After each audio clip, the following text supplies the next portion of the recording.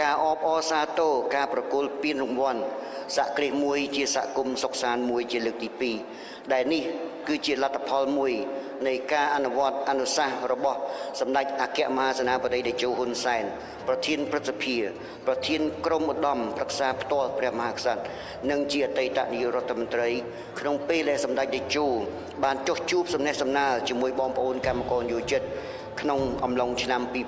2017ដល់ឆ្នាំ2023កន្លងទៅហើយក៏ត្រូវបានយកចិត្តទុកដាក់បន្តអនុវត្តនិងផ្ដល់អនុសាសន៍បន្ថែមដោយសម្ដេចមហាបវរធិបតីហ៊ុនម៉ាណែតនាយករដ្ឋមន្ត្រីនៃប្រជាណាចក្រកម្ពុជាក្នុងឱកាសចុះជួបសំណេះសំណាលជាមួយបងប្អូនកម្មករយោជិតកាលពីថ្ងៃទី29ខែសីហាឆ្នាំ